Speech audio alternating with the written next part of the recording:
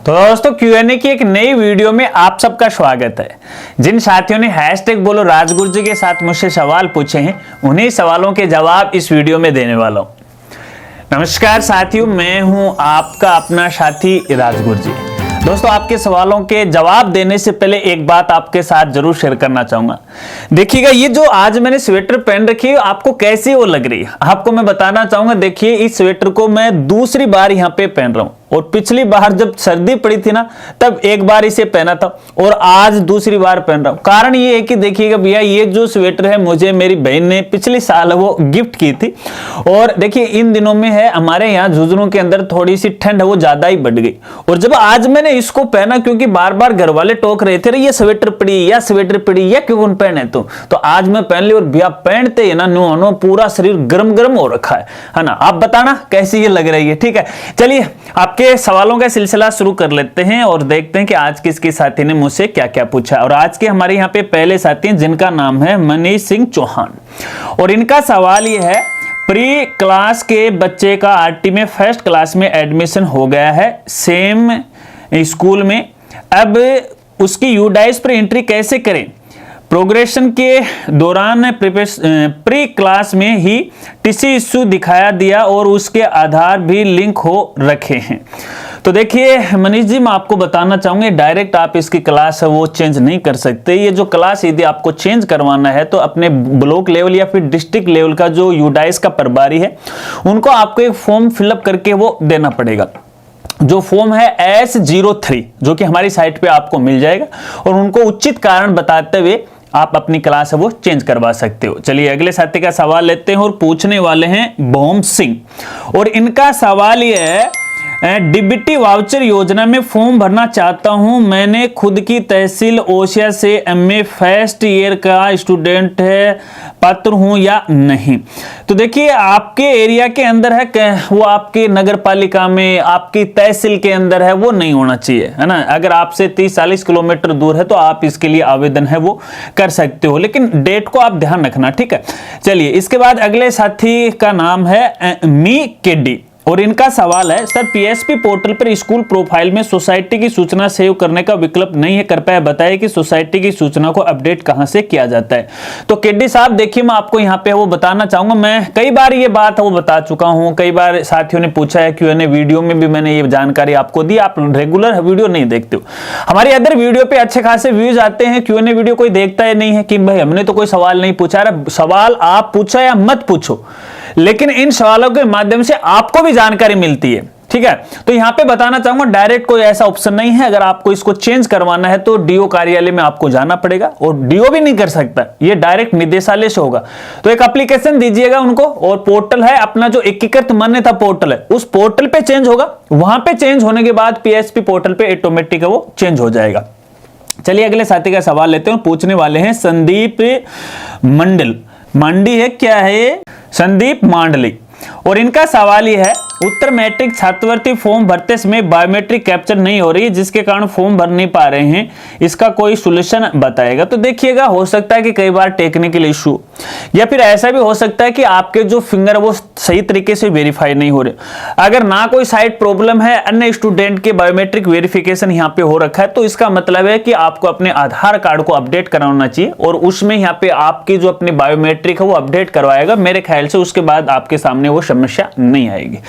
चलिए इसके अलावा अगले साथी का सवाल लेते हैं। पूछने वाले हैं KS7779 और सवाल है इनका, गुरुजी आरटी एडमिशन वाली पुरानी लॉटरी लिस्ट कहां से मिलेगी, जैसे कि 2023, 24, 22, 23, क्योंकि मुझे पता नहीं मेरे बच्चे का एडमिशन PPP3 में हुआ था या नहीं।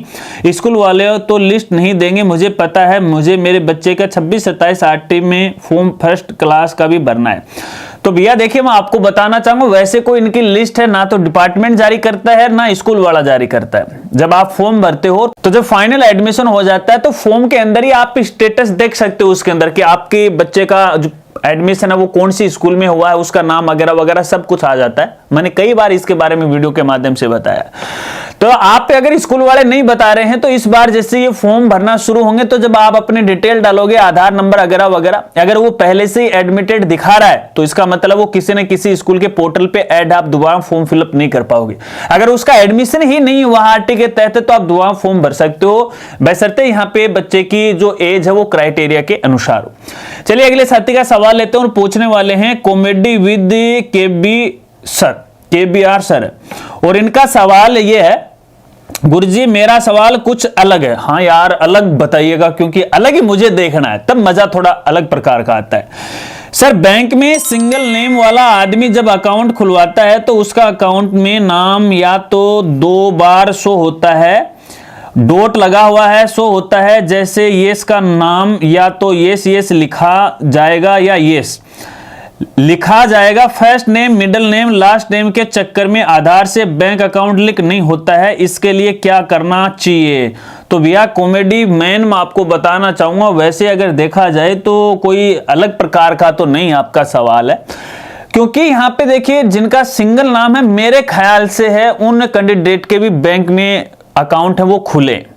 अब मैं कह नहीं सकता 100% तो ऐसा हो सकता है क्या, फिर भी यदि आपके सामने ये समस्या आ रही है तो मुझे एक बार स्क्रीनशॉट भेजिएगा। फिर रही बात आधार को बैंक से लिंक करने की, तो इसका कोई मतलब नहीं है, क्योंकि यदि अपन अपने आधार कार्ड में या फिर बैंक के अंदर आधार से लिंक करवाते हैं तो वो ऑटोमेटिक आधार से डेटा उठाता है, तकलीफ ही नहीं होती उसमें। हाँ ये अगर बैंक के अंदर है नाम अलग है, हो सकता है कि आधार में अलग है, मिसमैच हो रखा है, तो ये समस्या आपके सामने वो आ सकती है। ठीक है, बाकी इसके लिए आपको बैंक से संपर्क करना चाहिए। यदि बैंक में 2 बार नाम आ रहा है तो उसे अपडेट करवाएगा अपने रिकॉर्ड के अनुसार।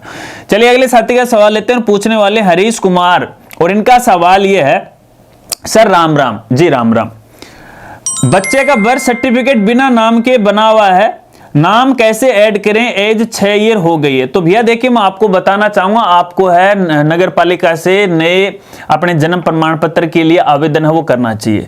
अगर वो ऑनलाइन बना हुआ है तो उसका रेफरेंस आपको देना पड़ेगा, नगर पालिका में आपको व्यक्तिगत जाना पड़ेगा और उनको बताना पड़ेगा कि देखिए नाम है हमारे बच्चे का, क्योंकि जब शुरुआत में बनता है तो बच्चे के हॉस्पिटल से डिटेल उठाई जाती है और नगर पालिका वाले ऑटोमेटिक ऑनलाइन उसको कर देते हैं, तो नाम भी करेक्शन हो जाएगा और कोई डिटेल्स हैं तो वो भी वहां पे करेक्शन हो जाएगा, आप जाएगा वहां पे करेक्शन का या अपडेट का फॉर्म आपको वो मिल जाएगा।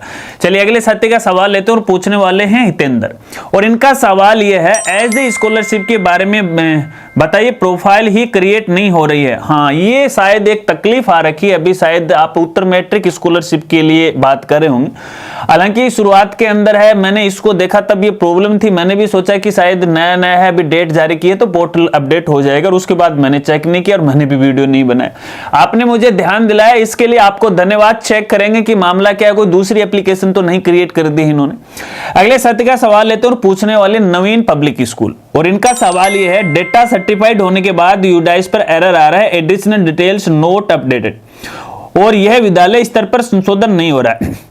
तो नवीन स्कूल वाले भाई मैं आपको देखिए बताना चाहूंगा, कुछ ऐसी डिटेल्स होती हैं जो आप अपने लेवल पे नहीं कर सकते, ठीक है, तो उनको अपडेट करवाने के लिए आपको संबंधित अपने ब्लॉक लेवल का जो कार्यालय है यूडाइस का, उसमें आपको जाना पड़ेगा। क्या चेंज करवाना है एडिशनल डिटेल के अंदर है वो चेंज आप करवा दीजिएगा, हो जाएगा, ठीक है ना, उनसे आप एक बार बात कर लीजिएगा, पोर्टल पे उनके नंबर है। जब आप यहाँ पे अपने यूडाइस के अंदर लॉगिन करोगे तो यहाँ पे उनकी पूरी डिटेल मिल जाती है, ब्लॉक लेवल की है, डिस्ट्रिक्ट लेवल की है, कौन कौन सा प्रभारी, उनसे मोबाइल से बात कीजिएगा और वो आपको बता देंगे कि आपको कौन कौन से दस्तावेज जमा करवाने हैं। चलिए अगले साथी का सवाल लेते हैं, और सवाल तो लगभग यहाँ पे है पूरे हो चुके हैं, आशा रखता हूं आपको अपने सवाल का जवाब जरूर मिला होगा। अगर आपको जवाब मिल गया और आप मेरे जवाब से संतुष्ट हो तो लाइक कीजिएगा और एक प्यारा सा कमेंट कर दीजिएगा, और जो साथी चाहते हैं कि आने वाली Q&A वीडियो के अंदर मैं आपके इसी तरह से सवालों के जवाब दूं, तो जब भी आप कोई भी अपना सवाल लिखो या कमेंट करो तो हैशटैग बोलो राजगुरुजी के साथ किया करो, आपके भी सवाल का जवाब है वो दे दिया जाएगा। तो मिलते हैं फ्रेंड्स अगली एक नई वीडियो के साथ, नई अपडेट के साथ, तब तक के लिए जय हिंद, जय भारत।